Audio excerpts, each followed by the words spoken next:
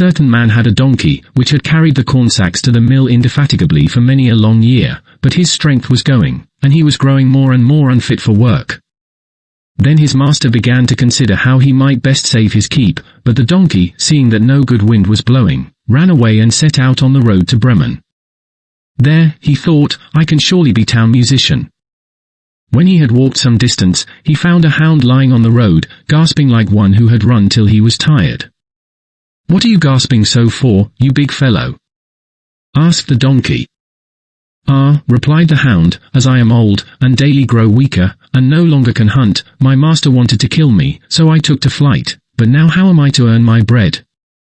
I tell you what, said the donkey, I am going to Bremen, and shall be town musician there. Go with me and engage yourself also as a musician. I will play the lute, and you shall beat the kettle drum.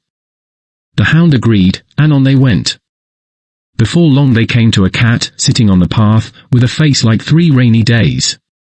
Now then, old shaver, what has gone askew with you? Asked the donkey. Who can be merry when his neck is in danger? Answered the cat. Because I am now getting old, and my teeth are worn to stumps, and I prefer to sit by the fire and spin, rather than hunt about after mice. My mistress wanted to drown me, so I ran away. But now good advice is scarce. Where am I to go? Go with us to Bremen. You understand night music, you can be a town musician. The cat thought well of it, and went with them. After this the 3 fugitives came to a farmyard, where the cock was sitting upon the gate, crowing with all his might. Your crow goes through and through one, said the donkey. What is the matter?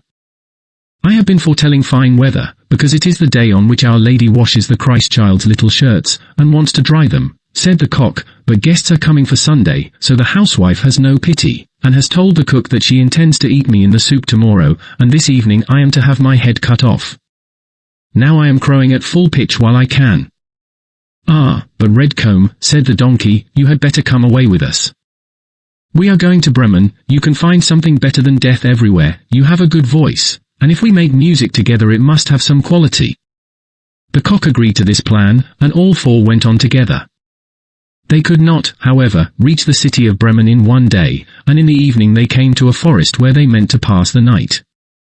The donkey and the hound laid themselves down under a large tree, the cat and the cock settled themselves in the branches, but the cock flew right to the top, where he was most safe. Before he went to sleep he looked round on all 4 sides, and thought he saw in the distance a little spark burning, so he called out to his companions that there must be a house not far off, for he saw a light. The donkey said, if so, we had better get up and go on, for the shelter here is bad. The hound thought that a few bones with some meat on would do him good too. So they made their way to the place where the light was, and soon saw it shine brighter and grow larger, until they came to a well-lighted robber's house. The donkey, as the biggest, went to the window and looked in. What do you see, my grey horse? Asked the cock. What do I see?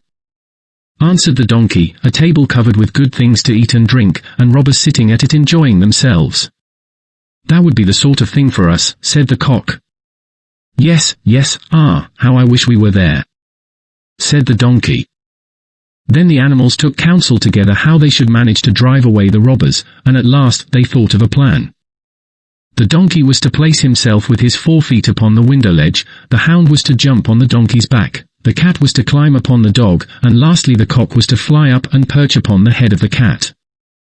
When this was done, at a given signal, they began to perform their music together. The donkey brayed, the hound barked, the cat mewed, and the cock crowed. Then they burst through the window into the room, so that the glass clattered. At this horrible din, the robbers sprang up, thinking no otherwise than that a ghost had come in, and fled in a great fright out into the forest.